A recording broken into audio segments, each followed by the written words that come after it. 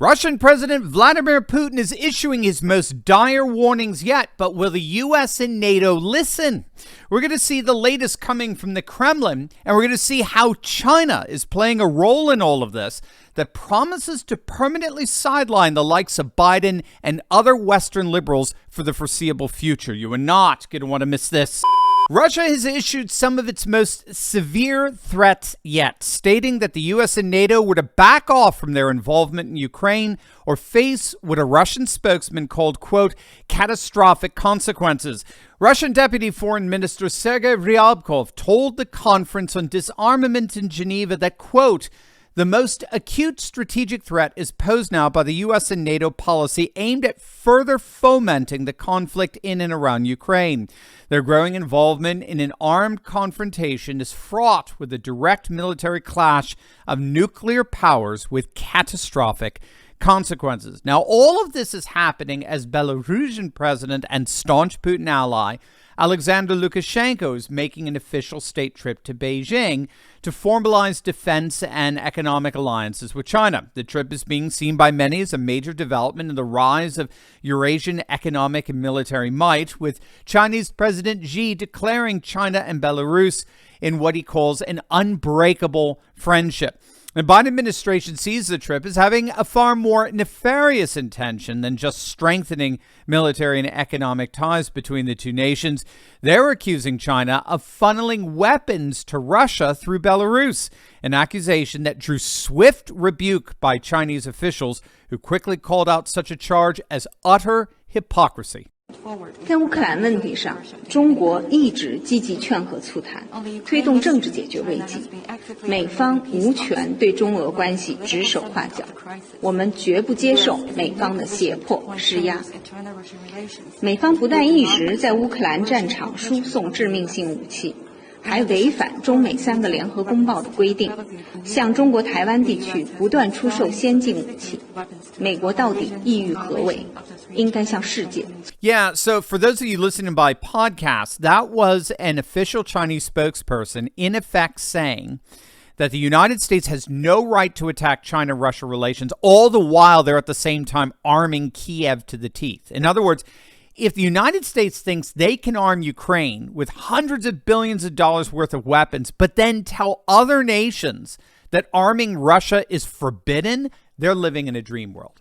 And that, to me, is the single most significant development to come out of what's been going on these last few days. China, Russia, Belarus, they are all collectively declaring for all to hear that this world is not run by the United States anymore. We have to understand that this is something that the rest of the world is saying quite openly now.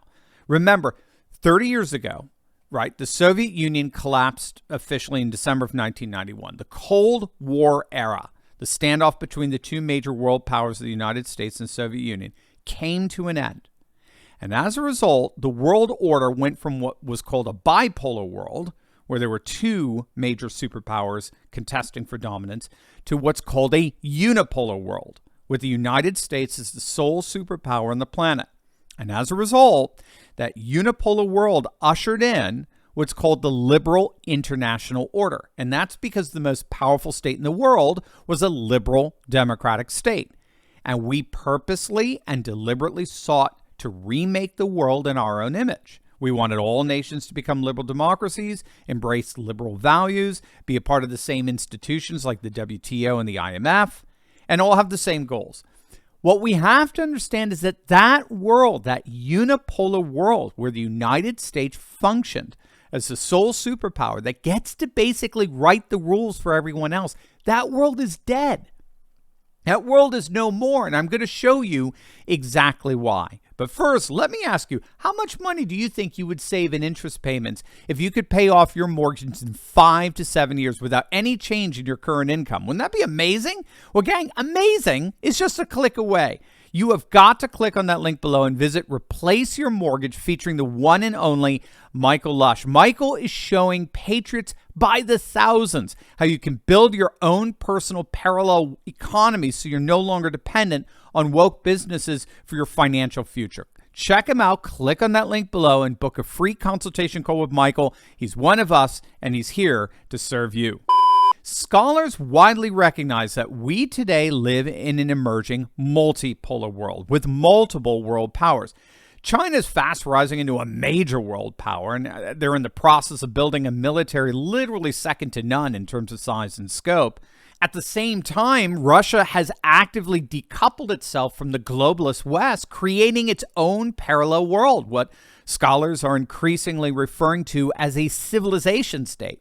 Indeed, both Russia and China are actively engaged in reawakening their ancient imperial civilizational spheres together in such a way that is turning the world into a multipolar world. The unipolar world headed by the United States is officially dead.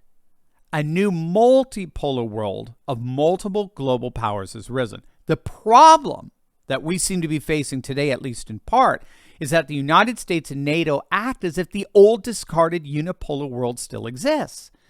They act like they're the only act in town.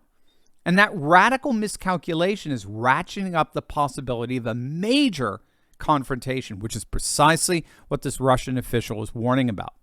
And to put some real teeth behind this, it's now been announced that President Xi, who really is more akin to an emperor at this point, serving out what may end up being a lifetime appointment, it's just been announced that Xi will be traveling to Moscow on an official state visit in the next couple of weeks.